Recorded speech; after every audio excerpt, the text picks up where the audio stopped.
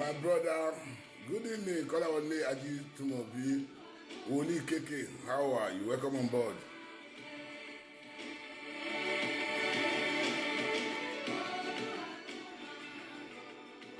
Otoge.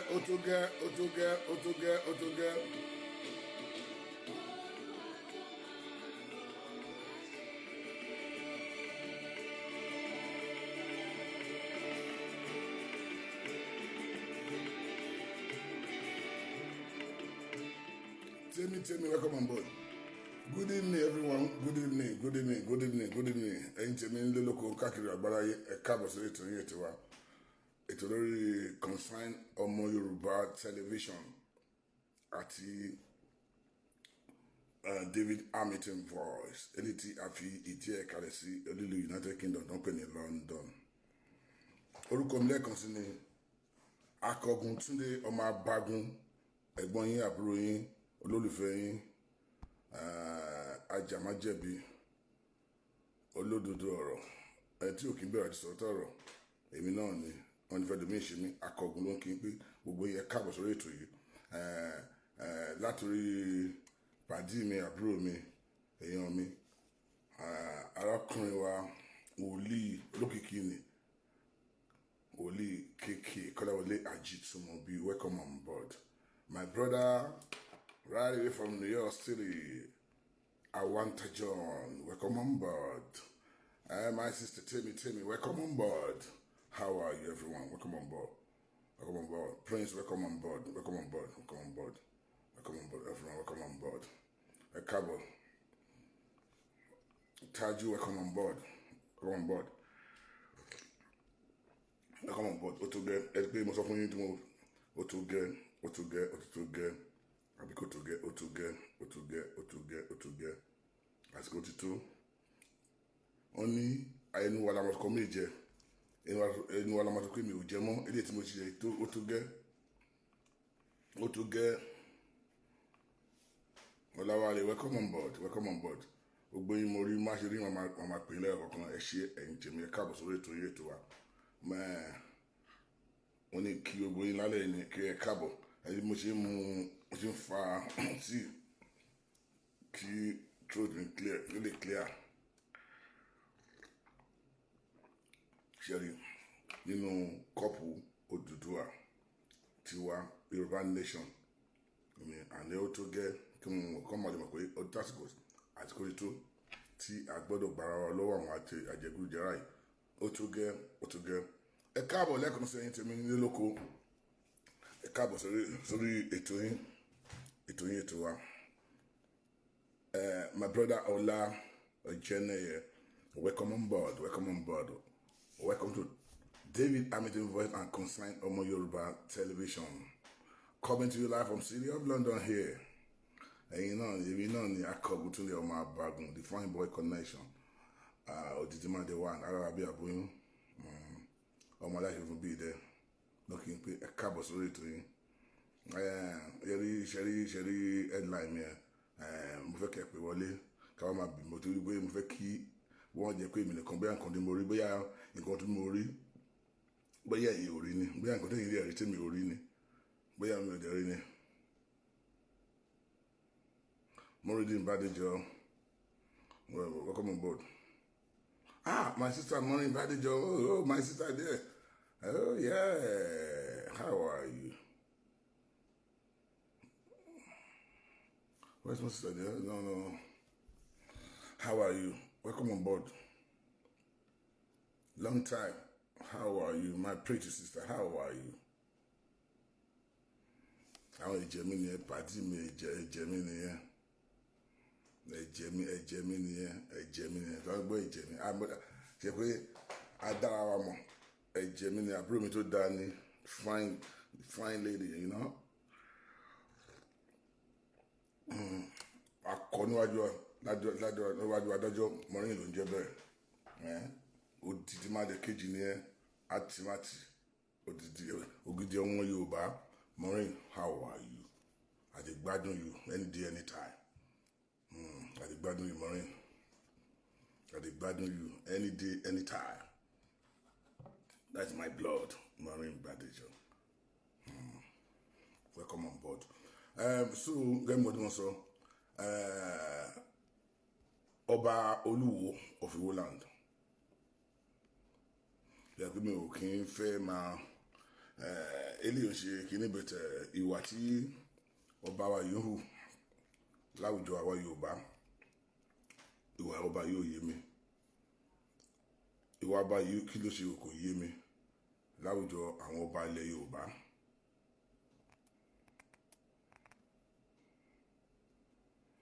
Ẹ pè wọlé lórí pé ìwà tí ọba yìí hù láàrin ọba Yorùbá ò tẹ̀ yé mi because mo rí wọn recently tí wọ́n lọ gbé àwọn dìdìrín kan jáde tó ń gbé placard kiri pé one Nigeria one kíní kan tó ń gbé kiri èmi fi pé ó kù díẹ̀ káàtó fún ọba yìí mi ò kí ń láyé pé láti bọ́jọ́ mi fẹ́ sọ̀rọ̀ nípa ẹ̀ mọ́ ó yẹ pé mi fẹ́ sọ̀rọ̀ nípa báyìí mi fẹ́ sọ̀rọ̀ nípa báyìí bẹ̀tẹ̀ eléyìí tí mo rí ó jẹ́ kí inú mi ò dùn àtọ́làtọ̀ gẹ́gẹ́ bí ọmọ Yorùbá bóyá ìyà tó ń jẹ wá yìí bóyá ẹlòmíì ò tiẹ̀ mọ̀ pé ìyà ń jẹ wá ní bóyá kí àwọn nǹkan mi jẹ́ pé nǹkan tó mi fẹ́ gbà nínú ẹ̀ ló ṣe ni mo ti ń fura sí ọba yìí tipẹ́ ọjọ́ kìíní gbà tí mo interview ọba yìí lọ́jọ́ yẹn tí ọdọ́ pọ̀ fẹ́ di emir ló parọ́ pọ̀ ò di emir when mo interview this man wọ́n ní pé àwọn fẹ́ ṣe emir pé ọ̀nà pamọ́ wọn deny ẹ̀ lówó kíní ó wà lórí YouTube wa David Hamilton 234 ó ìwà ń bẹ̀ but ìwà tó ń hù ń sìn bí ìgbà tí àwọn bí ìgbà tó ń rán wá sílẹ̀ Yorùbá àwọn òkè ọ̀hún nígbà tó ń rán wá sílẹ̀ Yorùbá láti wá dà wá láàrin irú ni because ìgbà tí mo kọjá ìlú lọ́dọ̀ kìíní pé mo ní ọba yìí lọ́dọ̀ ọba yìí ń ṣerú nǹkan báyìí tí ọba yìí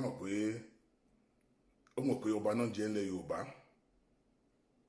kó lọ gbé kí n tó lọ kó fẹ́ di emir ó mọ̀ pé ọba náà jẹ́ ilẹ̀ Yorùbá bọ̀ mo wá fún wá sí pé ó jẹ́ pé ọba yìí wọ́n ti ń gbà àbẹ̀ kí wọ́n ti ń pè ní kíní mi fẹ́ pè ní lóyìnbó àbẹ̀tẹ́lẹ̀ lọ́wọ́ àwọn òkè ọ̀hún yẹn láti wá máa dà wá láàrin irú because ó bẹ̀jẹ̀ bẹ́ẹ̀ gbogbo àwọn ọmọ Yorùbá à ń sọ pé ìyà ń jẹ wá ó tún gẹ́ bí tá à ń lọ ilé ìgbà ilé wa ló gbé àwọn kan jáde ká máa campaign against Yorùbá pé one Nigeria pé gbogbo nǹkan tí gbogbo nǹkan bá yes everybody ní right àti control ìfẹ́ ìtura báwo kì í ṣe bí irú ti ọba Olúwo gbogbo àwọn ọba tó kù dákẹ́ gẹ́gẹ́ bí ọba tó bá respect ara wọn ìsìn ó yẹ kán ìdákẹ́ wọn kán ojú nǹkan yìí lọ ni ó yẹ kí ọba kan wá jáde ńsìn kó wá sọ pé kán máa campaign against àwọn ọmọ Yorùbá tí ìyà ń jẹ tá pé àsìkò tí pé a fẹ́ kú ní ìlú Nàìjíríà pé ìyà tó ń jẹ wá Nàìjíríà yìí tó gẹ́ ìgbà ló wà ló gbéyàn dìde against interest Yorùbá why is every time pé nǹkan tó bá ti gba máa ti òkè òun yẹn ni ọba Olúwo máa ń support torí pé ó jọ pé wọ́n fún màyí lówó lókè òun yẹn kó wá máa dalẹ̀ Yorùbá rú kó máa ṣe àṣemáṣe nílẹ̀ Yorùbá because mi ò rúrú yàn báyìí láyé mi rí délé ayé yìí because ọba tó ń jó lágbàlagbà wọn yìí mi ò rúrú ẹ̀ láyé mi rí because interest mo fi pé interest Yorùbá yẹ kó jẹ́ lógún mo ti sọ pé wọ́n lè gbá àwọn kan dìde kan gbá àwọn kan dìde wọ́n kó agbádá nìkan sọ́run wọ́n àwọn youth clinic kan wọ́n bẹ̀rẹ̀ sí ń campaign against Yorùbá nation táwọn gbàdúrà pé kó ṣeé ṣe pé ìyà tó jẹ́ wáyé tó gẹ́ ó tó gẹ́ yẹ ká máa lọ́ọ̀ lọ́wọ́ ká ní Yorùbá nation tiwa ìgbà lọ́wọ́ ló kó àwọn kan dìde àwọn dìde àgbà kan kó wọn dìde oníkan wọn tó pé wọn Nàìjíríà pé ẹ̀yin Odùduwà kíní kan ẹ̀ẹ́dẹ̀ mádùbánojó ó lè anybody can belong go matter àti APC o àti PDP o àti kíní we are all Nigeria ní gbogbo wa anybody lè belong to any party tó bá wù but kì í ṣe in the sense of Yorùbá nation agbọ́dọ̀ anybody wà ní anywhere tó bá wù kò tẹ̀ matter but kí no dey instead of pé wá gbé against interest Yorùbá pé ibi tí Yorùbá ń lọ tó máa kẹ̀yìn síbẹ̀ ṣé ọba Olúwo ò rí ìyà tó ń jẹ wá Nàìjíríà kò rí ìyà tó ń jẹ wá nílẹ̀ Yorùbá yìí ó fẹ́ tó pọ̀ wọn ò rí èmi ò bá ọba Olúwo wí ná ẹni tí ó fi pé ibi tó máa ti irú I'm sorry mo jẹ́ ìyàn kọ́tẹ́ pé mi láì máa sọ̀rọ̀ fún ọba but mo fi pé we have to respect this tradition but ọba Olúwo ó ti ń ṣe fún dẹ́ pé a fẹ́ kéèyàn máa sọ̀rọ̀ sí wọn mo jẹ́ ìyàn tó máa ń campaign against pé kí wọ́n máa sọ̀rọ̀ sí tradition kó máa sọ̀rọ̀ sọ́ba wa ká respect kíní wa but bí ọba Oluwo ṣe ń ṣe kò tẹ́ mi lọ́rùn kò dẹ̀ tẹ́ Yorùbá lọ́rùn torí pé ìwà ọmọlúwàbí kọ́ ló máa ń hù gbà mí ìwà tó ń hù àwọn ọba mi ò kí ń hù ọba mi ò kí ń hù tó bá jẹ́ pé tẹ̀ nìkan tó ń tì ní tó nìkan náà ń ti pé máa ṣe àṣìṣe tó yẹ kí ọ̀tẹ̀ òwúrọ̀ rẹ̀ kó gbàdúrà pé kí wọ́n mọ̀ ń ṣe yìí ṣàbíyàn àbí àṣàṣì ni àbí kí nìkan ìgbó gbogbo gbàdúgbò owó ẹ̀ náà máa ń bá nìkan burúkú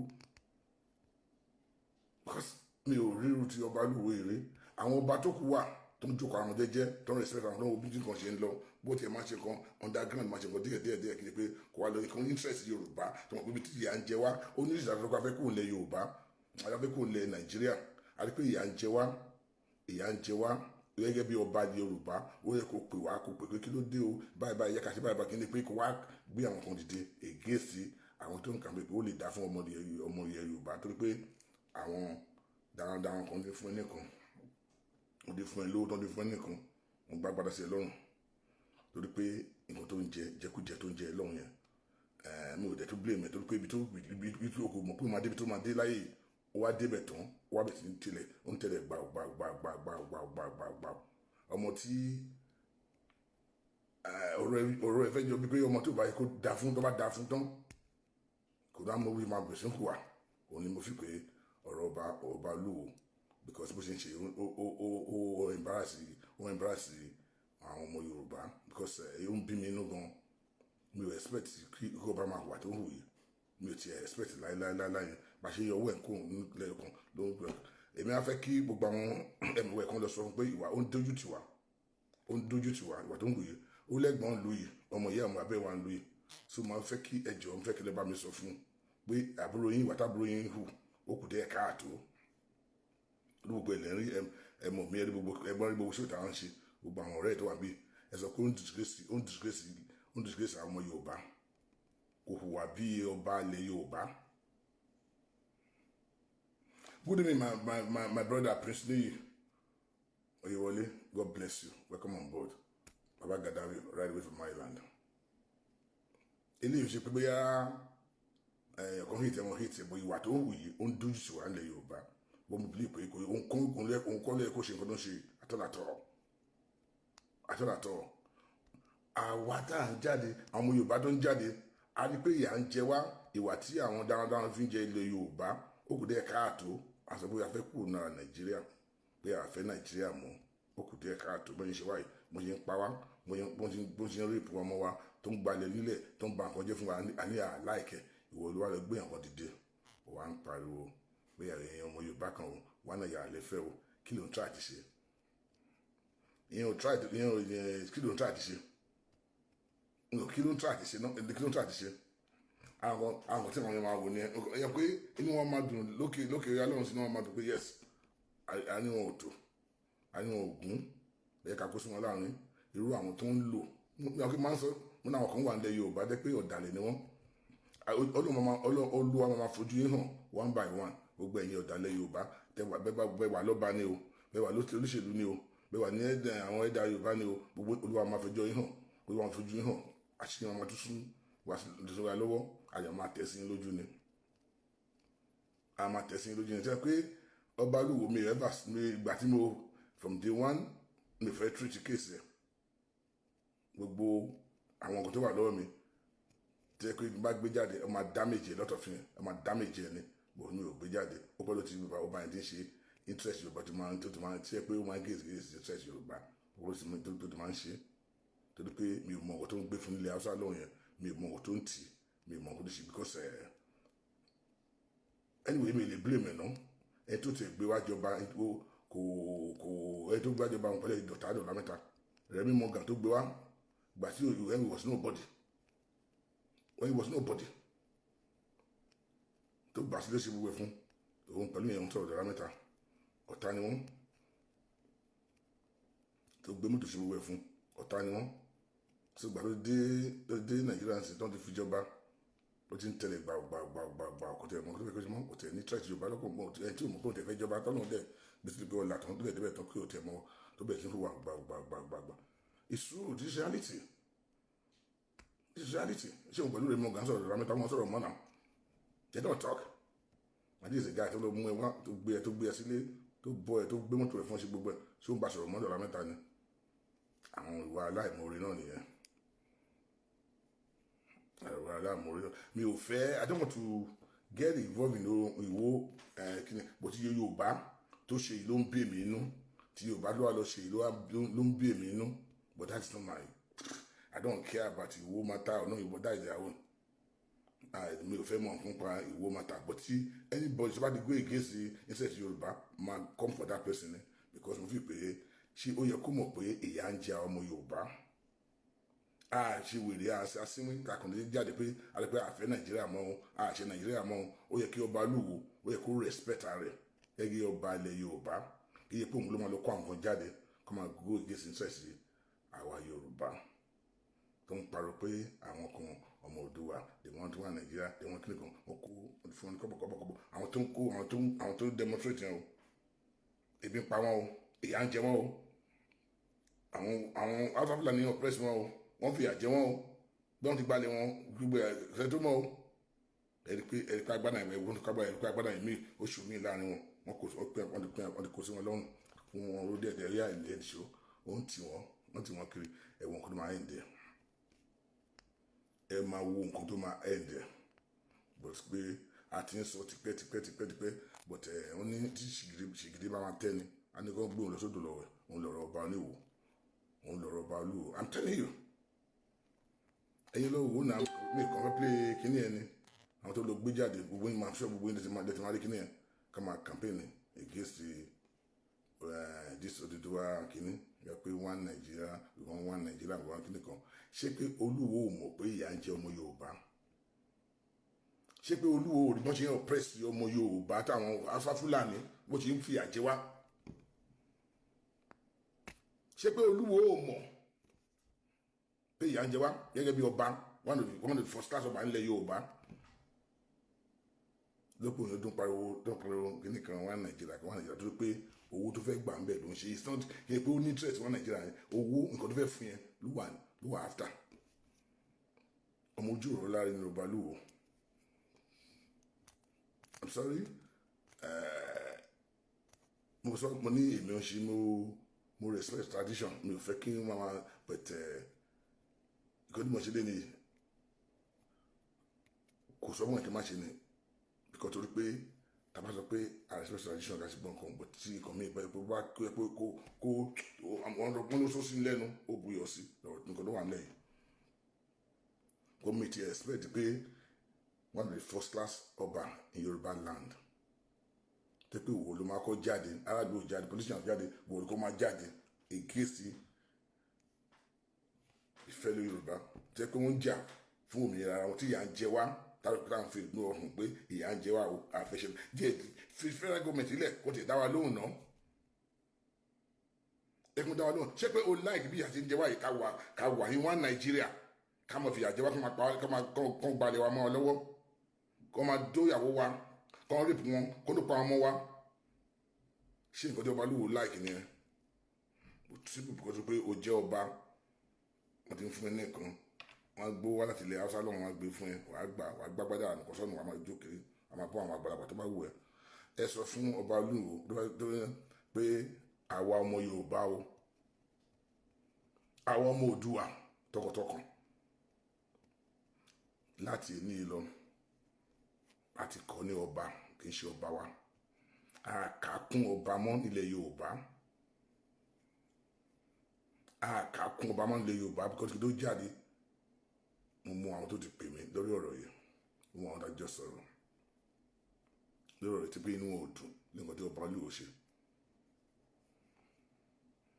kò tọ́ sí fọ́sítà sọ́pà kò ṣe é wá tiẹ̀ ní sùúrù nù wá tiẹ̀ pé ìyẹn mélòó ló pè wá ti pọ̀ pé ẹ̀yin ọmọ mi o kí ló dé rẹ fẹ́ kó Nàìjíríà báyìí ni ok ẹ̀yẹ ká ní sùúrù ẹ̀yẹ ká bá ok ẹ̀yẹ kí n bá yín bá federal government sọ̀rọ̀ o ẹ̀yẹ ká ṣe báyìí o ẹ̀yẹ ká ṣe báyìí o tẹ̀ dìbì kan o gbé àpòlákà tó kọ́ àwọn kan jọ lókọ́ àwọn akẹ́kọ̀ọ́ pé wà Nàìjíríà ni o ọmọ Oòduà ní àfẹ́ kó Nàìjíríà o tó bá fẹ́ lọ pẹ̀lú àwọn darandaran tẹ̀lé wọn lọ kẹjọ lọ ṣe wà Nàìjíríà yín sọ̀hún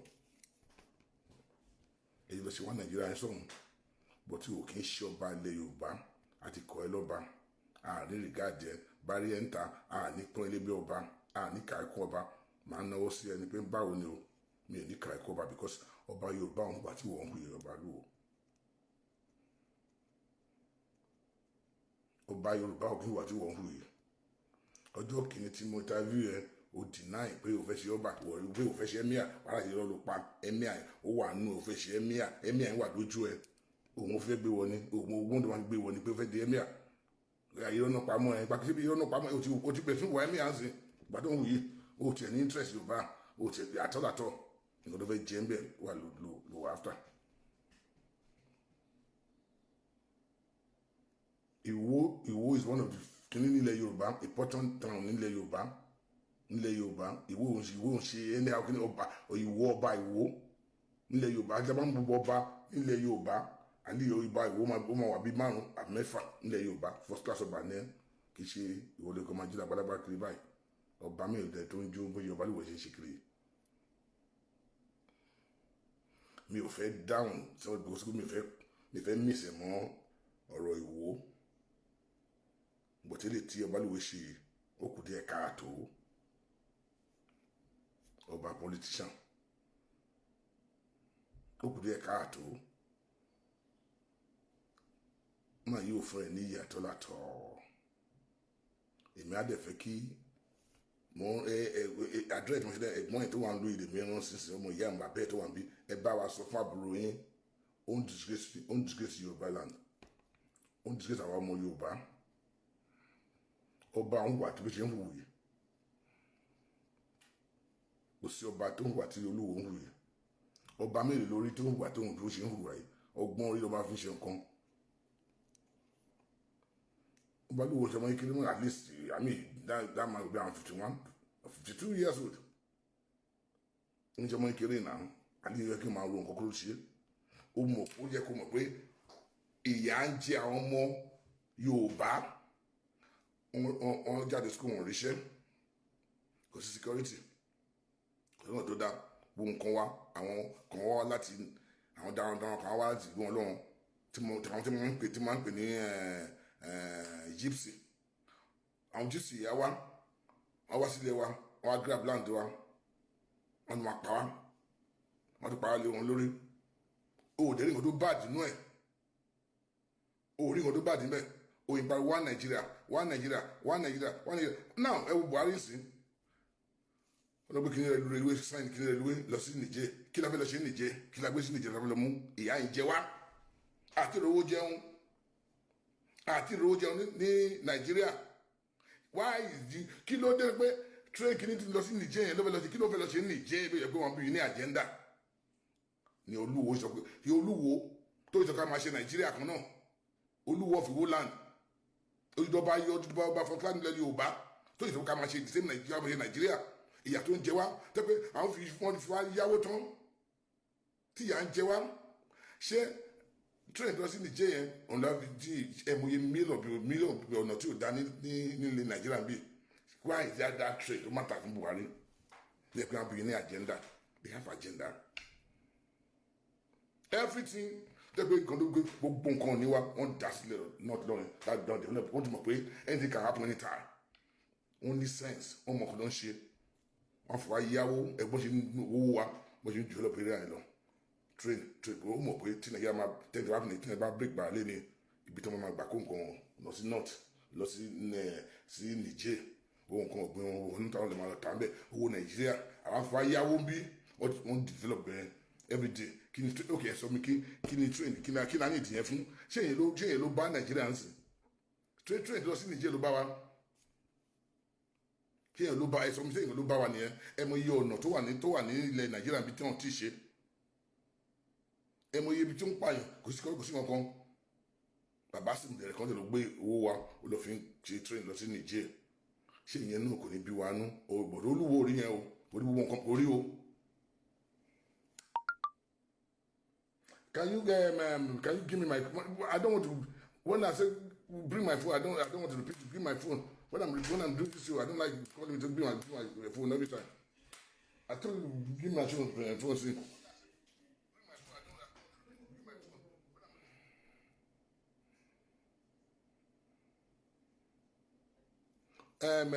Caller, you can call him. You can call him. Off the heater for me. You can call him. Ẹnì pé wọlé.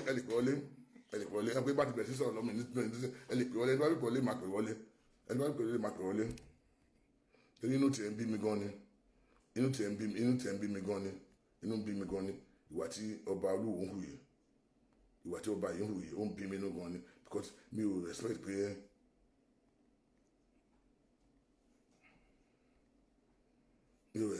ọba òdìdí ọba Kọ́lá èwo ní kí pè nú ẹ̀ mi mo lè ti ní ẹ̀ pè kan náà mi mo lè fẹ́ kí pè nú ẹ̀ mi mo bẹ́ẹ̀ lè lọ kí wọlé kéèké mo ti wọlé kéèké mo ti pè wọlé kéèké báwo ni jìnnì káàbọ̀ báwo ni káàbọ̀ sí ètò. Jẹ́ kí n lo ṣé ẹ̀ ń gbọ́ mi sórí ètò mo wà sà. Àgbọ́yé ẹgbẹ́ òyà gbogbo ayé ń gbọ́ ẹ. Mo kí gbogbo ọmọ Yorùbá lápapọ̀. Mo dúpẹ́ lọ́wọ́ olóòtú olóyè Akọgun. Ẹ káàbọ̀ ẹ ṣé. Mo dúpẹ́ lọ́wọ́ yín o. Thank you. Fún bẹ́ẹ̀ ṣe ń bá wa jà fún ẹ̀tọ́ àti gbogbo àwa tá à ń jà fún ẹ̀tọ́ wa. Yorùbá nation aṣojú ẹ̀mí wa o. Àmín Jésù. Kò ní ṣẹ̀yìn wa. Àmín Jésù. Yorùbá nation has come to stay. Mo rí pé àwọn bàbá Gaddafi àwọn náà ó dà kí wọ́n máa pè wọlé after àwọn èèyàn máa pè wọlé. Wọ́n tẹ̀sí tó bá sọ̀rọ̀ tó máa Gaddafi tó bá sọ̀rọ̀ tó máa gbé bàbá Gaddafi. Tí wọ́n ti sọ̀rọ̀ tán. Máa gbé bàbá Gaddafi tó bá sọ̀rọ̀ tó máa gbé bàbá Gaddafi má sọ̀rọ̀ tẹ̀lé lọ. Mo ní kí n dá sọ̀rọ̀ yìí ni o. Ẹ bá dá sí mẹ́kẹ́ pé wọlé. Ẹ bá pè wọlé. Ọba Olúwo of Ìwó Yorùbá a ní àṣà. Àgbọ́yé. Ọba tí ò bá fẹ́ ìlọsíwájú aráàlú a máa ràn wọ́n lóyè ni. Òdodo ọ̀rọ̀. Bẹ́ẹ̀ ó ní ọba kan ní ìlú Ọ̀yọ́ ń gbà ẹ̀ tán lẹ́kọ̀ọ́ pátápátá láyé ìgbà àwọn Awólọ́wọ̀ àwọn kan ní politics ni ó ní kankan tó fà á ẹ̀tọ́ ìlú ẹ̀tọ́ gbogbo ọmọ Yorùbá ó yàtọ̀ sí ẹ̀tọ́ ààfin. Ọba Olúwo gàràgàrà yín ń pọ̀. Ó ń pa o. Ẹ̀yin ọmọ Òwò ẹ kìlọ̀ fọ́ba yín o because Olúwo nìkan kọ́ ló jẹ́ ọba first class ọba tó wà ní Nàìjíríà. Olúwo Gbàgídá tó jẹ́ ìyá ọba Olúwo yìí the ancestry lálejì tiwọn ni Olúwo tí ilé ti wá tó fi jẹ́ first class ọba. Ọ̀tẹ̀ ní ọ́fíìsì gangan tó jẹ́ ọmọ orí ìtẹ́ tí í ṣe another second generation àwọn gan ò tako nǹkan tó ń lọ nílẹ̀ Yorùbá nítorí wọ́n mọ̀ wípé ìyà tá à ń jẹ ó ti tó. Àwọn tí wọ́n ń ṣe pàṣípàrọ̀ àwọn tí jẹ́ pé wọ́n lọ sókè wọ́n lọ ń tà wá àti ní ó ti tó gẹ́ bí kíní mọ́ọ̀gì tẹ́ fi mu tí yẹ. Ó tó gẹ́ ó tó gẹ́ dọ́fẹ́ tó gẹ́ wá ní ìlú ẹ̀kọ́ ó tó gẹ́ ó fẹ́ gbogbo ọmọ ìbátan ẹni ó tó gẹ́ jẹ́rí. Ó ti tó gẹ́ àní àfẹ́ mọ́. Ó tó gẹ́. Ikọ̀ tó bá wu ọba Olúwo lọ́ba Olúwa lè ṣe ní ìlú Ìwó. Ó tó gẹ́ jẹ́rí. Ó kàn wá. Ó tó gẹ́ jẹ́rí. Ikọ̀ tó bá wu Olúwo lolúwo lè ṣe ní ìlú Ìwó. Exactly. Ìlú Ìwó ni Olúwo ti ń jọba. Olúwo ò jọba lórí Yorùbá. Yorùbá, God bless you. Ọba Olúwo gàràgàrà yín ń pọ̀ o. Àwa ọ̀dọ́ èmi ń gbẹnu sọ fún àwa tí àwa jẹ́ àwa ọ̀dọ́ ní ilẹ̀ Yorùbá. A máa wọ yín lẹ̀ gidi gan nítorí gàràgàrà yín ó ti ń pọ̀ jù. A ní yà ń jẹ àwọn ọmọ Yorùbá yà ń jẹ wá gidi gan. A ní ẹ̀kọ́ ọ̀fẹ́ fún àwọn ọmọ wa. Kò sómi, kò síná, kò sọ́nà tó dáa ní ilẹ̀ wa. Bẹ́ẹ̀ a sì a ní àwọn èròjà lóríṣiríṣi aláwọn ohun èlò àlùmọ́nì. Àwọn ìjọba Haúsá àwọn ló gba gbogbo kíní dúkìá wa tó fi ń ṣara rìndín lókè lọ. Nǹkan tá a ní epo rọ̀bì wa tá a ní Ondo ní kíní gbogbo àwọn ibi tó wà ní west lọ́dọ̀ wa ń bí pọ́ọ̀tù wa gbogbo tá à ń jẹnẹrétì ń bẹ̀ àwa fẹ́ dá dúró a fẹ́ kó fa ìjà èmi ò fẹ́ fi ọ̀rọ̀ ẹ̀sìn sí ṣóyè yín bọ̀tí kan tí mo rí ni pé Olúwo máa ń wu ìwà tiẹ̀ ó máa fẹ́ kí ìwà tòun kó yàtọ̀ láàrin gbogbo àwọn ọba tó wà nílẹ̀ Yorùbá mo mọ̀ bẹ́ẹ̀ ṣe máa ń pọ́n Olúwo lé lórí platform lórí àkọ́gùn mo mọ̀ bẹ́ẹ̀ ṣe toró nígbà kan tẹ́ gbé Olúwo wá tí wọ́n gbé àwọn kan tí Olúwo pè wá sí orí ṣó yín mo lè lọ bá yín wá ṣó yẹn jáde. ó wà lórí YouTube ó wà lórí YouTube. ẹ gbé sórí YouTube gba Olúwo dìnnà yẹn ó dìnnà yẹn náà kí ẹ lọ gbọ́ lórí the Ramit 234 lórí YouTube ó wà bẹ́ẹ̀. ẹ pọ́n wọn lé gidi gan à ń rọ ọba Olúwo wípé kí wọ́n jáwọ́ nínú ìwà ìpáǹle tó bá fi hàn jọba bàbá ni wọ́n jẹ́ ìwà tí Olúwo ń wù ìwà amúgbó ni kì í ṣe ìwà ọba. òdodo ọ̀rọ̀. Yes, because àwa náà lọ́ba ìlú tèmi ti wá wọ́n lè má jẹ́ first class ọba nìkan gòsì lémùrè lẹ́kìtì ń bẹ̀ yẹn bọ̀ wọn kì í hùwà bíi wọ́n ń fa wàhálà báyìí Ọọ̀ni of Ifẹ̀ kì í pa wàhálà tó bá nìkan tí Olúwo fẹ́ kí wọ́n fi tó àwọn tó wà ní kinní kan fà wọ́n mọ́ra ẹ̀ gbòkè ẹ jẹ́ ká ṣe báyìí ẹ jẹ́ ká ṣe báyìí. Exactly. kì í ṣe kẹ́ lọ kó àwọn ọmọ páàlì jáde àwọn dìde nǹkan. ní kinní kan ipò gan ni ọba Olúwo ipò lọba Olúwo wà nílẹ̀ Yorùbá tó ní mi ò ṣe fẹ́ kẹ́ ẹ má dààmú ara yín púpọ̀ jù àmọ́ wọ́n ní là ń rèézì fún ọba Olúwo ẹ jáwọ́ nínú àwọn ìwà tí ò tọ́ náà orúkọ tèmi wòlíì Kọ́láwọlé Ajétúmọ̀bí Prophet Kọ́láwọlé Ajétúmọ̀bí àwa máa ń pọ́n yín lé àmọ́ ẹ ti ń tẹ́ báyìí o. ó dẹ̀ ti ń tẹ́ ni olóògbé ṣe. because ìkọ́tẹ́ lọ gbé jáde ẹ sọ wípé kí ọmọ Yorùbá kí wọ́n máa jìyà lọ. wọ́n máa jìyà lọ exactly. kò tọ́ àwọn tó jẹ́ àwọn àgbààgbà gan ó ti sún wọn wọ́n ní àṣemọ́ àfẹ́ dúró ní Nàìjíríà mọ́ bóyá torí pé wọ́n jẹ́ mùsùlùmí torí mo rí pé Olúwo máa ń ti ọ̀rọ̀ ẹ̀sìn ó máa ń tì bọ àwọn kan tó ṣe ìgbà kan ló lòun ẹ́míà. wọ́n á parọ́ gbóhùn tó bẹ̀rẹ̀ wọ́n á parọ́. ó ní irọ́ ni pé kinní kan irú àwọn ọ̀wà yẹn kì í ṣe wà tó dáa ọ̀tọ̀ ni Olúwo bá ìyàwó tó lọ fẹ́ ní Jamaica tó gbé wá tó lòun gbádélé lórí ọ̀sán kan òru kan náà ló tún mú ọmọ yẹn náà tó tún tì síta tó ní kó dà mọ́. aláìníṣu ni. adẹ̀gbá gbogbo yẹn mọ́ra à ń pọ́n yín lé wípé ọba wa o ẹ má jẹ́ kójú ti yan àmọ́ ẹ ti wá ṣe tẹ́ báyìí. àárọ̀ yìí ni iye òmìnira tá a fẹ́. àti ẹ̀ ti rọ lóyè àgbogbo àwọn ọmọ Yorùbá ti rẹ lóyè kó máa dáṣe ìwó nìkan kì í ṣọba wa àwa yóò mọ Yorùbá àfẹ́ lọ́ba kì í ṣọba Yorùbá mọ́ kó dáṣe kó ṣe tìwó nìkan kó dáṣe kó ṣe tìwó. ọba Olúwo yìí ṣọba Yorùbá. ṣọba Yorùbá ìsáàlì kó máa ṣe ẹ̀mí àdédà ọ̀hún dáhùn ẹ̀ lọ́hùn. kó lọ́ máa ṣe kí Olúwo ẹ lọ́mọ ìjọba ní Ìwó kẹmọ kọ̀ntró wọn bẹ̀. àmọ́ nílẹ̀ Yorùbá Ìwó náà wà lára ilẹ̀ Yorùbá. ìlú gidi gan ni Ìwó nílẹ̀ Yorùbá. ìlú gidi ni Ìwó wà lára history gidi gan but ẹni tó lìdí Ìwó tó jẹ́ ọba Olúwo yìí. no wọ́n sì mú. àwọn tó jẹ́ àwọn àgbààgbà gan ní Ìwó gan wọn lè bá kábíyèsí sọ̀rọ̀. anybody tó bá sọ̀rọ̀ kábíyèsí á ní kókó ṣọ̀tọ̀ ní Ìwó. àwọn ọba yòókù tí ẹ gbọ́ nípa sórí àwọn ọba tó kù tí Olúwo fọ́ ìkan lára àwọn ọba yẹn létí. mi ò fẹ́ máa gbé nínú wọn wálé ẹjọ́ náà máa gbé nínú wọn lóye bàtà ìmáàtì ìbá. bẹ́tà bóyá interview àwọn ọba tó kù yẹn ní agbègbè Ìwó because Ìwó gan ló jẹ́ bí. mọ́rin náà pé mọ́rin bàdéjọ́ ń pè máa gbé mọ́rin máa gbé gbogbo mọ́rin ó ti ń pè mí mọ́rin. ẹ má sọ̀rọ̀ lọ kékeré má sọ̀rọ̀ lọ má sọ̀rọ̀ lọ kékeré má sọ̀rọ̀ mọ́rin máa ń pè é mo ní kó ń pè mí máa pè mọ́rin kékeré má sọ̀rọ̀ máa pè é.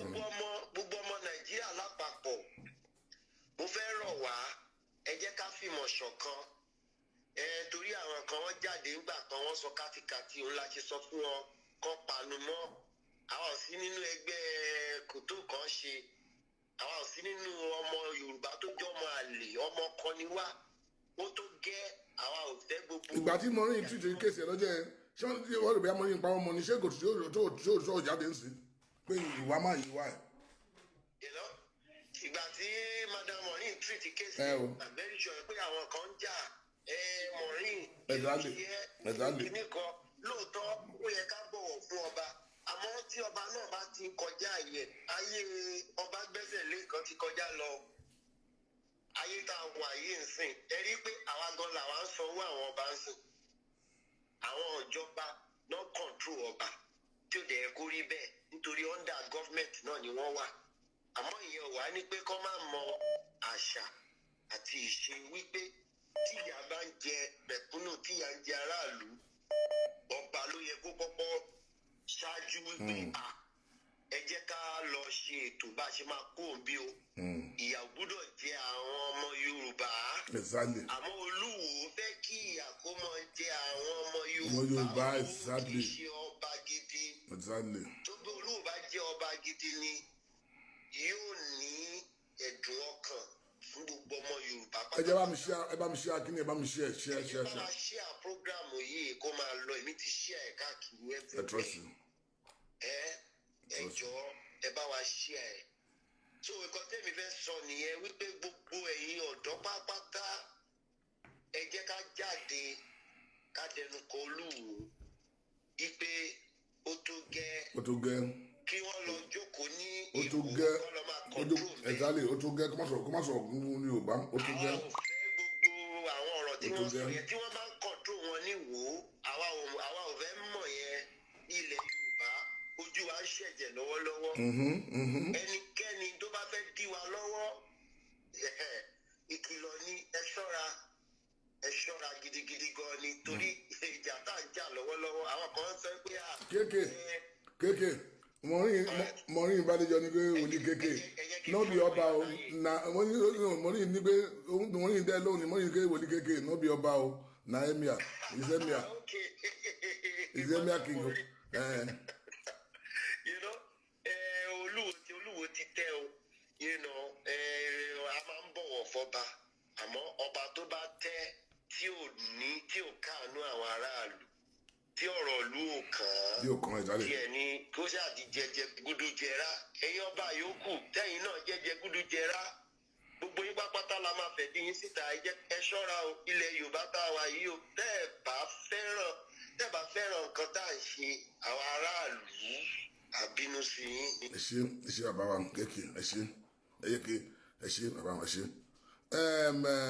Madam nísìnyí ẹ̀yẹ́ kíláà pé bàbá Gàdáfì ti pẹ̀lẹ́ kan máa pè after that máa pè bàbá Gàdáfì tán máa pè Maureen tó àwọn ló kọ́ pé síwájú Maureen after Gàdáfì tán máa pè Maureen ṣáà stay there let me quickly call bàbá Gàdáfì lórí pé ó ti pè lẹ́ẹ̀kan ìgbà tí kékeré wà mẹ́ẹ̀ ẹ̀yẹ́ kíláà pé tó one by one so Maureen I will call you back after Gàdáfì.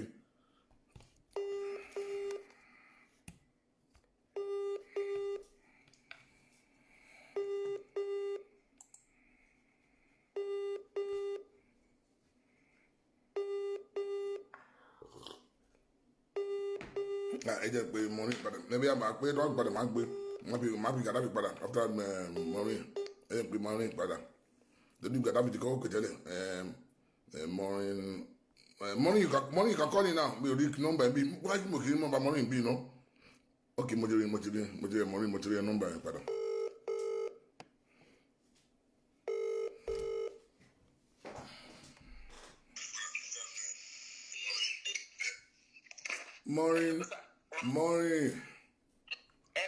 Maureen bá ilẹ̀ o. ẹ kalẹ̀ alẹ́ tí wọ́n ti rí sà. àwọn àdúgbò náà dọ́lọ́ o. àmà kúṣẹ́ ìlú o. wo màá ṣe àbó mi ó ṣe àbó mi wẹ́rún ọba ẹsẹ̀ ọba. ọlọ́run máa jẹ́ ọba orúkọ ọba ọmọ tí wàá gbọ́dọ̀ ṣe náà. wẹ́rún ọba ẹsẹ̀. ìyálẹ̀ ẹjọ́jọ́ ẹ gbọ́dọ̀ rúrú ẹ̀. ẹ gbọ́dọ̀. ẹ tiẹ̀ rúrú ọba ọ̀rọ̀ ẹ̀ tí ẹ yé mi mọ́ ọ̀rọ̀ ẹ̀ yé mi mọ́. sọmọ Yorùbá ẹ jẹ́ kí dá sí ètò jọ. ẹ dáhùn sí bàbá Gàdáfì máa pè é padà ẹjọ bàbá Gàdáfì máa pè é padà mo ti pè é lẹ́ẹ̀kan ìbọn máa dá wọn ní pé wọ́n wà lọ́wọ́ lórí òtò lọ́wọ́ tí màá dáná bá sọ̀rọ̀ tó máa pè é bàbá Gàdáfì ẹ kí màá dá wọn ní sọ̀rọ̀ tó ìpinnu máa pè é padà bàbá Gàdáfì ẹ má sọ̀rọ̀ yín lọ. ṣe rí orí ètò ṣe rí tọ́pìkì tẹ́ mo láìkí ẹ̀ dáadáa sá. ṣe rí Olúwo ẹ jẹ́ kí n mú ẹ jẹ́ rí Olúwo amúnibúni ẹran bí ẹ. bẹ́ẹ̀ni ó dùn mí pé ṣe rí Ìwó olódò ọba àwọn ènìyàn dáradára ló wá láti ìlú yẹn.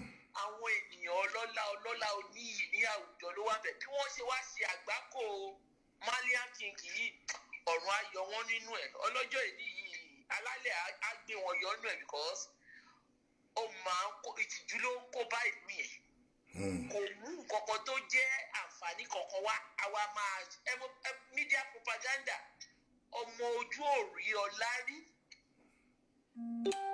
tó ń ṣọlá ní ìyọnu ní ọba yẹn kò lè support yín because orí ẹ̀ pé di alájọsọmọlú ní the other way round because bó ṣe wà yẹn ó ti níṣòro nínú 22 ọba 22 àwọn òjòyè wọn 21 ti competition wọn di as I speak bí mo yé bá yín sọ̀rọ̀ yàtí pé kó yọ ó ti kọ́ sí gómìnà gbọ́dọ̀ yọ pé BBC Yorùbá ẹ wo nǹkan tó tún ṣe lórí BBC Yorùbá. mi ti ẹ wò yẹn.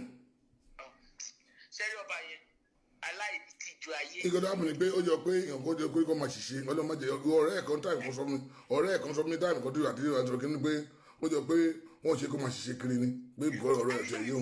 wọ́n ní ẹjẹ́ àṣẹ bó ṣe yẹ ká ṣe. I don't know why it's doing all this memories to ṣe kó ṣe.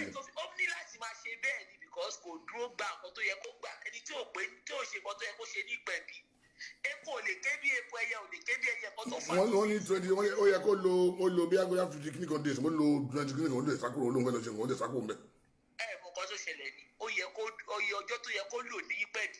gbogbo ẹ̀. kò lò ó bọ̀tọ̀ ló fẹ́ lọ sí coronation ní ọ̀fíìsẹ̀ ó bírèkì ẹ̀ ó wá lọ. nǹkan tó ṣẹlẹ̀ gbọ́gbọ́ nìyẹn ṣe rí ọmọ ẹni tí ò ṣe rí ìlú yẹn ọlọ́run máa yọ ìlú yẹn o ó lè manova ó lè ṣe gbogbo ẹ̀mí mọ̀ bọ́tọ́ lọ́run bá ṣe tán láti gba agbára lọ́wọ́ ẹ̀ láti yọ ó máa yọ ṣe ní ìṣẹ̀lẹ̀ ibi tó wà lọ ìgọ̀gọ̀ ẹ̀ pé àwọn ìwé ló ń bá ṣe tẹ́lẹ̀ bọ̀ ó ti wá ṣe dáradára ó ti wá dé ṣe dé gbogbo Yorùbá ló wà ó ti tẹ́ lọ́dọ̀ Yorùbá ń sìn. so because ó ti gbé nǹkan yẹn ṣe ìwọ ló ti ń ṣe tó ń mu jẹ́ ó ti wá sílẹ̀ Yorùbá sí. mo lè ti wá tẹ́ lọ́dọ̀ wa ó ti tẹ́ mo tẹ lọ́dọ̀ ọ tẹ̀tí tẹ́ ọkọ mi ìfẹ́ sọ̀rọ̀ ìlágbọ́jọ́ yìí gbogbo nǹkan tó wà lọ́rin lọ́dún pé wà á dé pé mo treat case ẹ̀ gbogbo nǹkan tó wà lọ́rin mi ò treat ẹ̀ fọ̀fọ́ kan gbogbo bí tó ti lọ ń bú ọba òní gbogbo ẹ̀ ló wà lọ́wọ́ mi mo ò sọ gbègbè síta náà gbogbo ohun tó sọ lẹ́yìn òní gbogbo ẹ̀ ló wà lọ́wọ́ mi I didn't say gbogbo pé àwọn kẹ́ máa bá wọn pé òní ó ṣe ní kí gbogbo ẹ̀ ló wà lọ́wọ́ mi náà gbogbo mi ò treat ẹ̀ bóyá wájú àṣẹ àṣetẹ́. ẹ bọ́ tí wọn mọ́ ni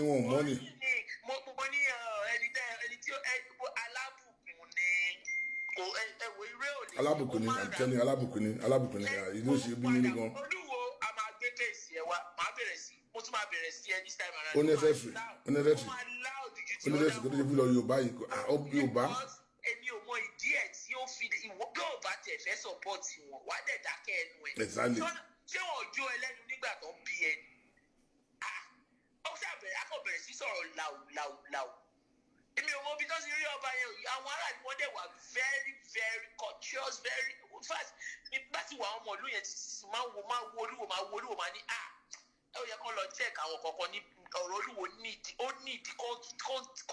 kó wò dáradára. àníyàn kan láwọn tó ń lọ pé wọ́n ní pé wọ́n ti wọ́n dẹ̀ fúgbà tí wọ́n sàṣì kó máa ṣe nǹkan ojú ẹ̀ kó máa ṣe kiri náà. àwọn tí ń pọ̀ jù. ó ti pọ̀ jù kó mo bìnrin. ṣé tó gbé wáyé ẹ máa wò ó on the cyberspace this one tó gbé wọ̀ ti Yorùbá yìí.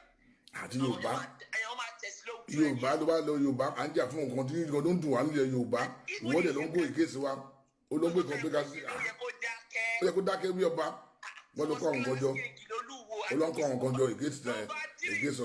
Ọ̀ṣun state number 3 ní Olúwo of Ìwó ní Ọ̀ṣun state. Ọba ńlá ni ó kàn fi tún ní wọlé ni. Ọkọ̀ bẹ̀rẹ̀ sí gbé jáde in a wrong way. Exactly. Nǹkan táwọn ń jà fún wọ́n lè ń bàjẹ́. Ìlú yẹn gbogbo iyì tí ìlú yẹn ní sí gbogbo èèyàn wá lòun project wọn dáadáa gbogbo ayé ló ti mọ Ìwó mọ ní kò sẹ́ni tí ò mọ Ìwó kò sẹ́ni tí ò mọ Ìwó road. Ta ló mọ Ìwọ ló gbóhùn jáde ká lòun. Kò sẹ́ni tí ò mọ ẹni tó ń jẹ́ Ìwó road tẹ́ ẹ̀ bá tiẹ̀ mọ Ìwó yẹn mọ̀ pé ibìkan wà tó jẹ́ Ìwó road. Ó máa wá sọ wá lòun help Ìwó òun gbé Ìwó into the limelight mo ní wọ̀. Olúwo ó need the brain evaluation honestly. I'm telling you something wrong. Something is wrong with that man. I'm telling you. That has to do with royalty that he lacks. He doesn't have anything about royalty. And come on, respect to Bakaji before Bawo. Olúwo ọ̀sùn mo mọ̀ pé òun gbọ́ èyí rẹ́dí àti tẹ̀sí ẹ lójú yàmàyà because mo mọ̀ pọ́jọ́ èyí máa tó because alábùkún yẹn ò ní ṣe nǹkan tó yẹ kó o ṣe. Àmọ́ bẹ àwọn ará ọmọ Ìwó onílé lóko tẹ́ bá ń gbọ́ mi. Ìná ẹjẹ́ lé ọkùnrin yìí lọ́kọ́ tó máa bà yín lórúkọ jẹ́. Ẹyọ pèsè àárẹ̀ ẹ̀kọjá inú Ìwó ń sin òtútù bọ́ síta Ìwó. Ó ti bọ́ sí ọ̀rọ̀ Yorùbá nísìnyí ẹ̀ẹ́rì ẹ máa rí orúkọ yín ìlú yín wá kàn máa fa ẹjọ́ mo fẹ́ bẹ̀ ìjọba tí ń tẹ̀ sí Olúwo lójú ẹ máa fi ọwọ́ tàwọn Ìwó wọ̀ wọ́n sọ́pọ̀tì ẹ̀ o. Àwọn aráàlú ẹ̀ sọ́pọ̀tì ẹ̀ rárá múnibúni ẹran bí ẹni ẹ máa tẹ̀ sí òun lójú. Ẹgbẹ́ wa ń lu èèyàn dáadáa lẹ̀ pé ẹ̀ gbọ́rọ̀ lẹ́nu ẹgbẹ́ òbí sí. Ẹ̀gbọ́n gentle person ẹ̀gbọ́n ta ló mọ̀ pé ọlọ́mọ ìyá sí lu yìí olùbọ́ hálẹ́ lu yẹn. Ẹ̀gbọ́n in this country very ó kàwé ó kọ̀pọ̀ tara ẹ̀. Ọmọ ìyá ń bà bẹ́ẹ̀ ó wà ń lu yìí jẹ́mu bó wà ń lu yìí. Is a disgrace. Decent person kí ni ẹni tó wà ẹ̀gbọ́n ẹ̀ tó wà bí òun yìí kan ti jálẹ̀ yàrá kí ló ṣe Yorùbá a ní Yorùbá ń lọ báyìí ìwọ ọdún bá wọn ló wu òde ní gbé èké sí Yorùbá tó bá tiẹ̀ ní ìkọ̀ wá pé gba àwọn ọmọ Yorùbá pé ẹni ọmọ mi báyìí ni o. Sà àníkàtẹ̀ ní kò tiẹ̀ fẹ́ tẹ̀lé yín. The best Olúwo supposed to do because you know the position you hold is very very sensitive. Because Maureen it's not by force. Maureen lónìí mo ti ẹ̀ ń sọ ni pé Maureen mo ti ẹ̀ ń sọ ni pé gbogbo èèyàn kọ olúkálùkù kì í ṣe dandan kó support Yorùbá nation but bóyá tó ń wà ọba olúkálùkù ẹlòmíà support kò sí ìyànú yẹn ẹlòmíà sọ pé òun support ẹlòmíà sọ pé òun support but ọba bóyá tó ń wà kò yẹ kó ṣe nǹkan tó ṣe lórí olúbẹ̀mí nílẹ̀ pé ìwọ dídá ọba ìwọ ló wà ló díje wọn á gbọ́ ìkéèsì kan jẹ́ ọba gbogbo ògbòmù ni wọ́n wà á dákẹ́ bó ti ẹ̀gbẹ́ ìkéèsì wà á lè dákẹ́ kí ẹ pé wọ́n máa gbéyàn díje ní Scotland àwọn kan tó pé àwọn fẹ́ kú àwọn tó pé kú kò sí jà ń bẹ̀ orúkọ agbóhùn náà wà lè fọ́ọ̀sì ọkùnrin pé kó ṣe nǹkan táwa ń ṣe bó kí pé ọba odidi ọba wọ́n dẹ́ pé wọ́n ní bàbá gbogbo wa wọ́n wá ń gó èké sí tó táwọn pé àwa tá à ń ṣe nǹkan yẹn ẹnìmí Nàìjíríà ni wá àbí ẹnìmí àwọn Yorùbá náà wá lórí jẹ́ nìyẹn lójú tiẹ̀ nìyẹn. Bàbá ọba yìí ti sọ fún wa tipẹ́tipẹ́ àwa la àjẹ́ẹ̀tì ó ti ń pèdè fún wa ẹ lọ wo dáadáa ó lóun emir Tẹ̀lúwọ̀n emir of Ìwó ló pe rẹ̀ ní in the history of Ìwó kò sẹ́ni tó jẹ́ ẹ́míà rí òun ti sọra ẹ̀ ní ẹ́míà ó dẹ̀ wé tọ̀ bá yẹn lọ wo fọ́tò ẹ̀ wo gbogbo ẹ̀. òun wẹ́lò a ní mo pè é gbà tí gígẹ́sì yẹn bùn tèmi tẹ̀ tí mo tẹ̀ sí lójú ó dẹ̀ pé wọlé mo dẹ̀ ń dájú ẹ̀ lọ́jọ́ yẹn ní ó wà ẹ wo kí ni ìnáwó wà lórí YouTube náà ẹni dèbí lámì fún 234 ó wà ó dẹ̀ deny mo dẹ̀ fi pọ́nlé lọ́jọ́ yẹn mo dẹ̀ pé ọba o thank you for ìgbà kan mo dẹ̀ pọ́nlé mo dẹ̀ pọ́nlé pé ó dẹ̀ deny pé òun ò sọ bẹ́ẹ̀ o wọn ìgbà kan kan bọ̀ náà ó dẹ̀ lọ́wọ́ tọ̀ ó wọ́n parọ́. ọba tó máa bọ́ sábẹ́ bridge ní other bridge ní ọ̀nà ní ìgboro challenge tó máa jọ Ọlámídé sọ́ba nìyẹn ni ọba àwọn malian ni zenobet àwọn zenobet ọba àwọn malian ni kò kí ń ṣe ọba by their fruit we shall know them now àwọn ẹ disregard nǹkan tó ń sọ kò kì í ṣe ọba ẹyọnú ọba Yorùbá ẹ káńsù ẹ jẹ́ káwọn èèyàn bẹ̀rẹ̀ sí tẹ̀sí lójú ẹni àwọn aráàlú ẹ̀gọ́ sí lẹ́yìn ẹ̀ wọ́n ti pé ìlú ti kúrò lẹ́yìn ẹ̀ ẹ̀wọ̀ ẹ máa bá ẹjẹ́ bá lọ́dọ̀ president. ẹ ṣe Maureen thank you. ó dá ọ̀sà thank you.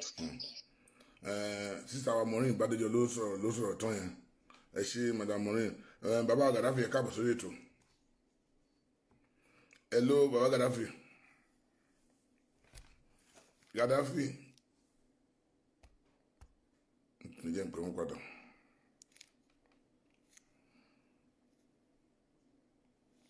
That was Madam Maureen Badijo.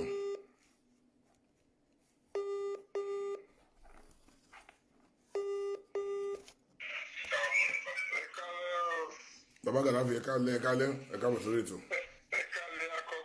Ẹ̀ka bọ̀ sọ. Ó kí gbogbo ẹ̀yọ́ ọmọ Oòduà nílé lóko. Ẹ ṣé bàbá mi. Ṣùgbọ́n kí ni máa sọ̀rọ̀ mi lọ́wọ́ súnmọ́ gbogbo ọba nílẹ̀ Oòduà níwọ̀n ìpèjì. Mo jìnnà sí gbogbo wọn níwọ̀n ẹgbẹ̀fà nítorí pé àrọ́bà fún ìjọba pa spánkì kiri ọba wo. Ní ṣe bí ìjọba wo. Bẹ́ẹ̀ ni ṣe kí sóòyìn dá ti parí ẹ̀tàn sí àkọ́kùn. Èyí máa ṣe aṣojú sí council of Obas in Osun State. Torí kò jẹ́ kẹ́ ẹ mọ̀ pé mi president Ọ̀ṣun lù yìí mo dẹ̀ close mọ́ àwọn ọba àwọ̀ dáadáa. Àwọn ọba gidi láwọn ọba lálùbáríkà. Láwọn ọba tó súnmọ́ àwọn ọba gidi láwọn ọba gidi lálùbáríkà. Torí pé ní ọba nílẹ̀ Oòduà, Oluwo gan ní pòsíṣàn tán mú ṣùgbọ́n yà mí lẹ́nu mọ́ sí fún máa ìjọba. Èyí náà èwo tó ń pariwo ìwò ewu bàtà àwọn àbá wa ògùn doyin ti ń gbé wò lárugẹ tí wọn bá lóyún jẹ. Gẹ́gẹ́ tó ní ṣiṣẹ́ rí bẹ́ẹ̀ bá bí ọmọ ẹ̀rí kan ní ètò jípò. Ẹgbẹ́ mi ṣiṣẹ́ rí àtẹnujẹ ìdìbàjẹ́ àwọn kan jẹ́ àtẹnujẹ àtowó lè fi tán lọ́wọ́ òwò kí wọ́n wó lọ́wọ́ pátì bóyá APC ni o bóyá PDP ni o. Ṣùgbọ́n ṣe rí wọn ní sàn bẹ́ẹ̀ láàrin ajé ni wọ́n mú ní pẹ́kọ́rọ́. Ẹgbẹ́ mi bí wọ́n ti parí sóyún sí máa ń ṣe sáwọn ọba Ọ̀ṣun ṣe ìṣẹ́rí ìwà tọ́ba yẹn gan wù gan ẹ̀wò àtẹ̀gbọ́n méjì kan sí àṣọ àṣùpẹ́sàn ló sì wà tó sì wà wù yìí o. Torí pé táwọn ọba yẹn gẹ́nu wọn ò dùn ẹ̀wọ̀ orí bàbá wọn ọba ńlá ti bá a sọ̀rọ̀ ní wíkẹ̀ tó lọ yìí. Abẹ́ ìwòsàn yẹn. Ẹ̀wọ̀ bàbá wọn ọba ńlá gbákejì ọba wa Ògùn Jìkàland. Ẹ̀wọ̀ wọ́n ti bá wa sọ̀rọ̀. Ká tó wá sọ ní ìjọba àgbo gbákẹ́ta nínú ọba Ọ̀ṣun State.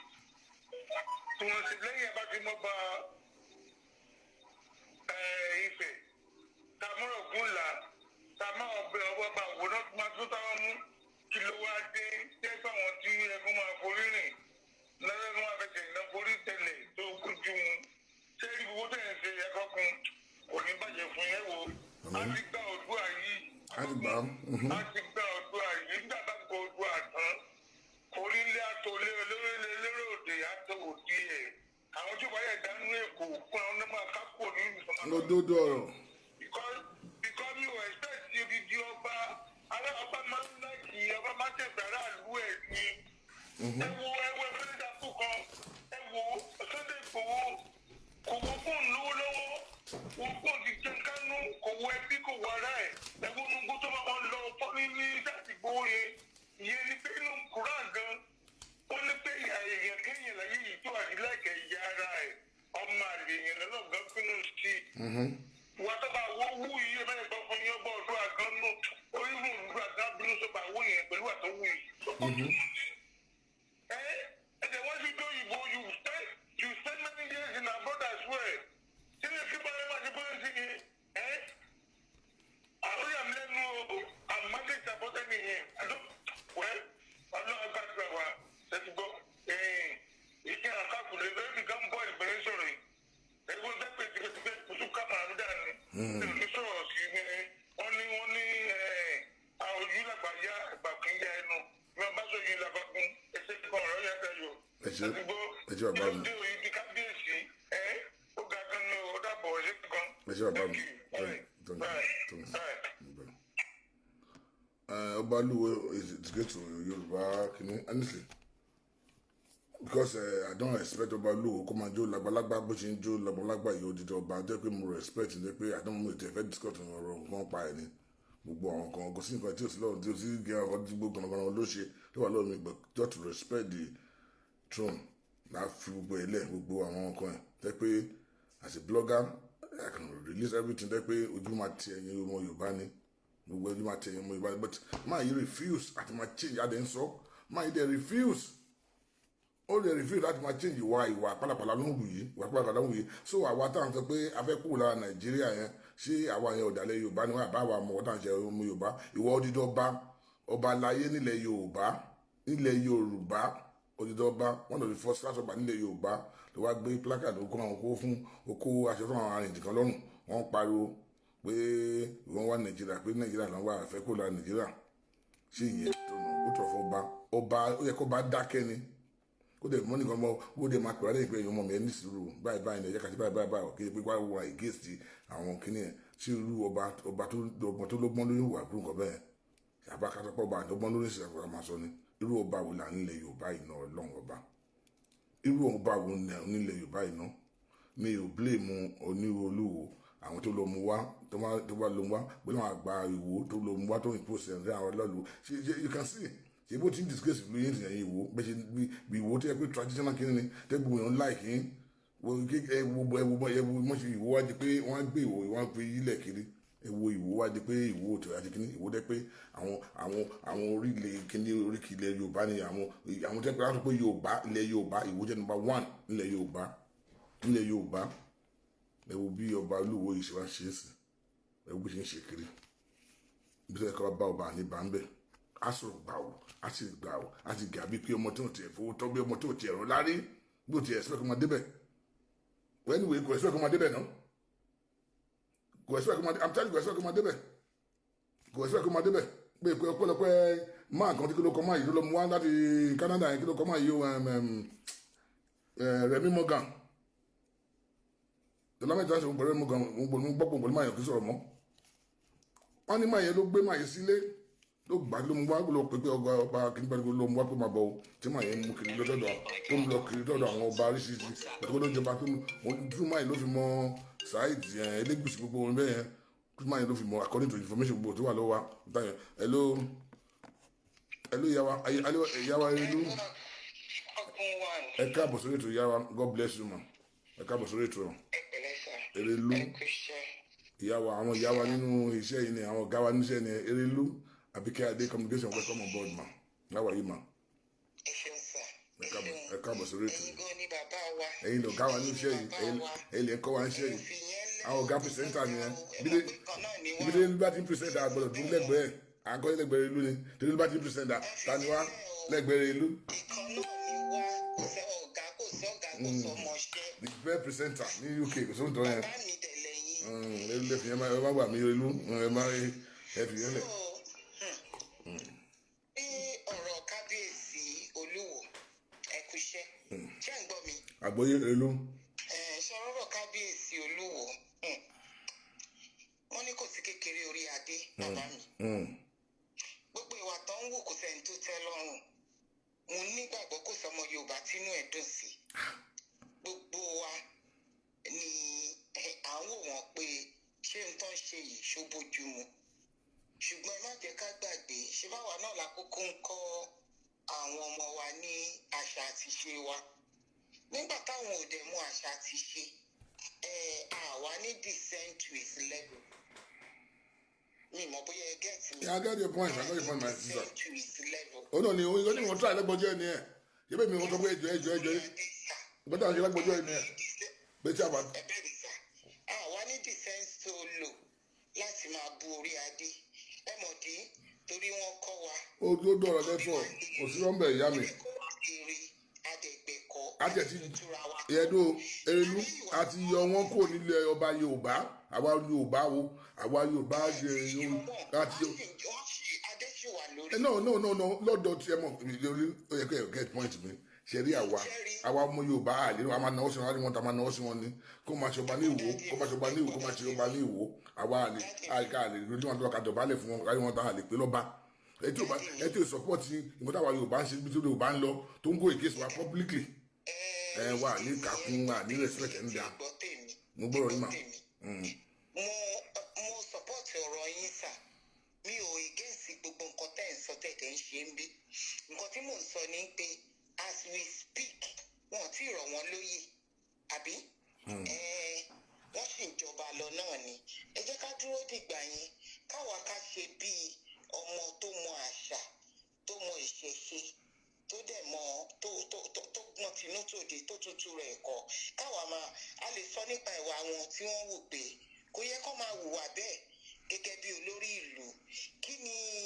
Kí ni lẹ́gẹ̀sì tí wọ́n lé sílẹ̀ fún àwa tá a jọ mọ lẹ́yìn wọn?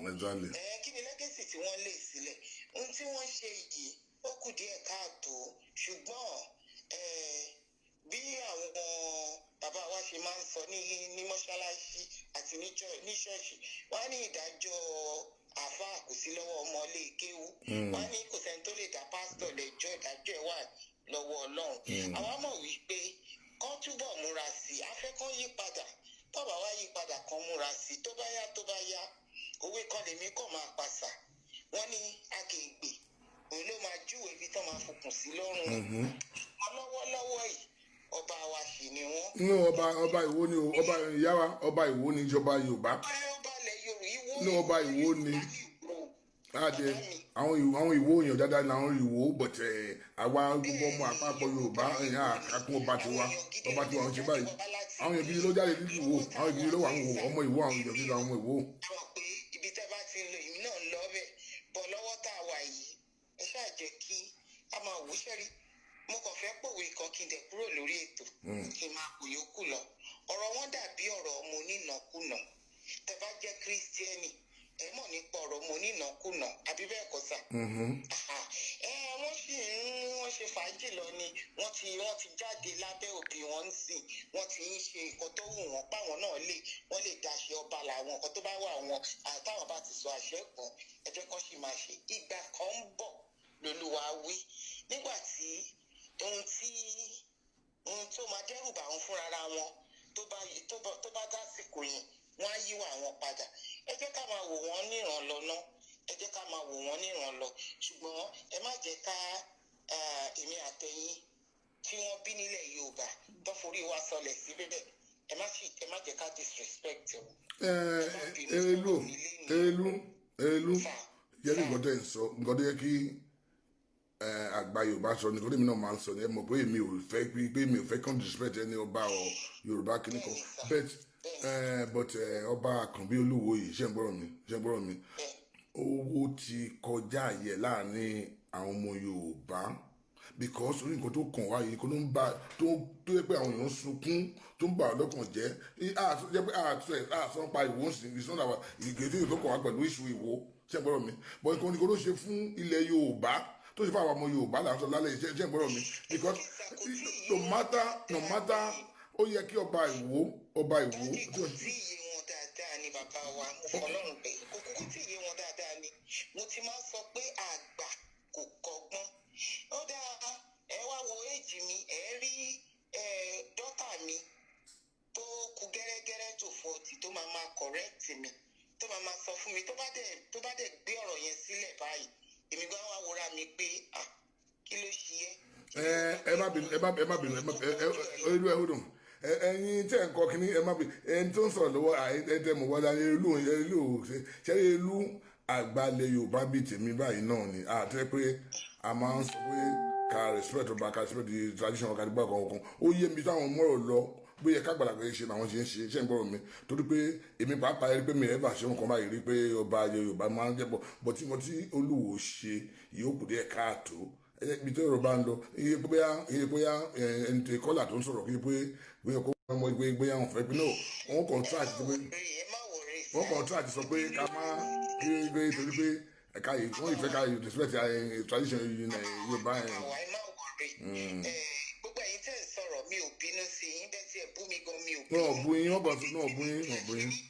wípé gbogbo wa la ní entitlement sí opinion wa. náà bú yín.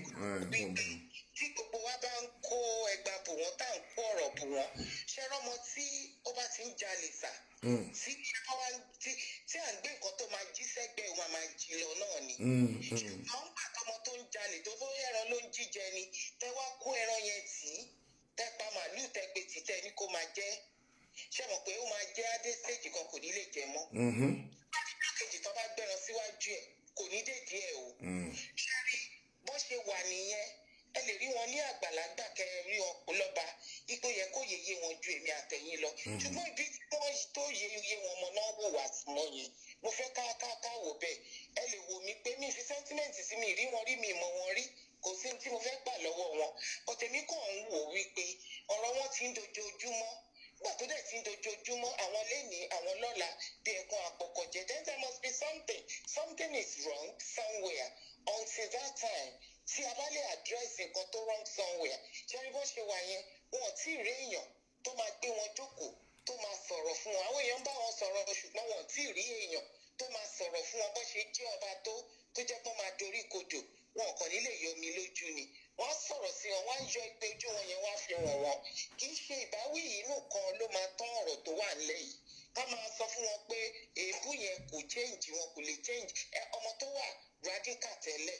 ẹ wá ń bu ẹ̀ ń ṣe nǹkan kó lè ran wọn ṣé ti eyín ọ̀nà tá a fi máa gbà yí wọn padà ńgbà tí wọn ọ̀rọ̀ wọn lóye òní èmi ń fìwé pé ká fi wọ́n sílẹ̀ ká máa wòran wọn ná ìran ló ń jẹ ojú ẹ jẹ́ ká wò wọ́n níran bóyá ńgbà tó bá yá tó bá bára wọn débì kan àwọn náà mọ ibi tó ń lọ ẹ̀yin bínú sí yín o máa sọ nǹkan tó wà ní máìdì yín kò sẹ́ni tó lè jẹ́ nìkan lẹ́nu ṣe ti gbọ́ ẹ jẹ́ ká máa ṣáàṣe lọ ọlọ́run ràn wá lọ́wọ́ ilẹ̀ Yorùbá bóyá àwọn sọ́pọ́ọ̀tì àwọn sọ́pọ́ọ̀tì wa a máa gbà á áìdà lójú ẹ̀mí wọn mi ò ro kúrò wọn a ṣáà máa gbà á bóyá wọ́n fẹ́ bóyá wọ́n kọ̀ end of story ẹ kú iṣẹ́ sà. ẹ ṣe ìyá mi Olúwa pín in lé mo kí gbogbo ẹ̀yin èèyàn mi ń bẹ̀ ọ́ ẹ ṣe o Olúwa pín in ìyá wa àwọn ọ̀gá mi nínú iṣẹ́ yìí ni Yèyé Àbíkẹ́ ẹ ṣe Yèyé Àbíkẹ́ communication is one of the best presenter ever ní UK mi rò pé ẹ má jẹ́ àtúnra bá tẹ̀gàn kọ́ mi ò rò pé presenter kan ní London àjọ ṣe kí ní London lé ní o ní UK lé ní tó bùn gbọ́dọ̀ ju Àbíkẹ́ communication lọ kó sí kí n ti tẹnu she is still the best presenter ó dẹ̀ máa ń sọ ọ̀tọ̀ ọ̀rọ̀ òun parọ́ wọ́n máa ń sọ ọ̀tọ̀ ọ̀rọ̀ òdodo ọ̀rọ̀ ló máa ń dó lórí ó bá jẹ́ náà máa sọ I understand what she was trying to say there pé torí pé àwọn ìjọba àdé olóyè bẹ́ẹ̀ àwọn náà jẹ́ olóyè ní ìkó lèmi náà máa preach náà ni pé orí adé ká máa wò torí pé àwọn ọmọ wa tó ń bọ̀ lẹ́yìn torí pé wọ́n ní mọ bọ́ǹdì aṣọ bright pé inú àti bí wọn kọjá bó ṣe yẹ wọ́n bẹ̀rẹ̀ yẹ mọ̀ wọn ìfọ̀nà tó àti ṣe é yẹ kó yé bí àgbàlagbà pé bó yẹ kó sọ̀rọ̀ wọn ṣe sọ̀rọ̀ yẹn but àwa inú mi dùn pé gbogbo orí gbogbo wọn kò àwọn bíi àmọ́ what to do because now ṣe a lè dágbà àti yọ wọn àdìsọ́kàn yọ wọn kò sí èdè tó kàn wá pẹ̀lú ìwò àwọn tó bá wo àwọn ìwò confident wọn kàn wọ́n but àwa ọ̀pọ̀lọpọ̀ àwa àgbájọ ọmọ Yorùbá àwa ti yọ wọn kò ní ọba Yorùbá àwa ti yọ wọn kò ní ọba a fi wọn lè pẹ̀lú ká fi wọn ṣe ọba Ìwó nìkan làwa fi wọn ṣe tó láti ní yìí lọ ọba Olúwo ń ṣe ọba ilẹ̀ Yorùbá ti wá ẹ má bínú ìyá mi pé mo kọ̀rọ̀ sí lẹ́nu ìyá mi Àbíkẹ́ communication àti yọ àwọn ọmọ Yorùbá gbogbo àgbájọ ọmọ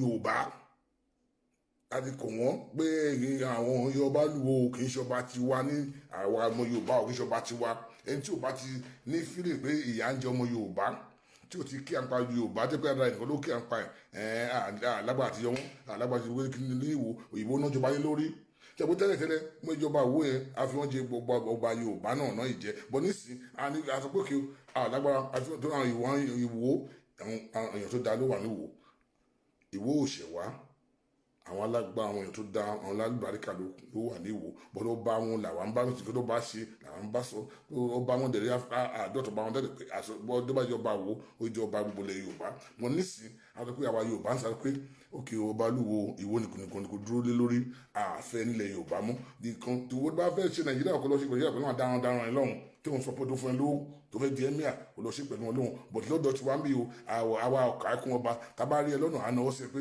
báwo ni a máa kà because tàbá sí Ìwó bóyá dọ̀bálẹ̀ fún Ìwó lè máa dọ̀bálẹ̀ fún bọ̀tà wa ò ní kà ẹ̀kún ọba tiwa ní ilẹ̀ Yorùbá àti yọ ẹ́ ní ọba sí òkan bá sáńgbọ̀ pé ọmọ ìyá wọn wà lù yìí gbogbo àwọn gbé tìbọn máa lọ́dọ̀ fún àwọn ọ̀rẹ́ wọn wà lù yìí ẹgbẹ́ lọ́kùnrin fún pé àwa ọmọ Yorùbá o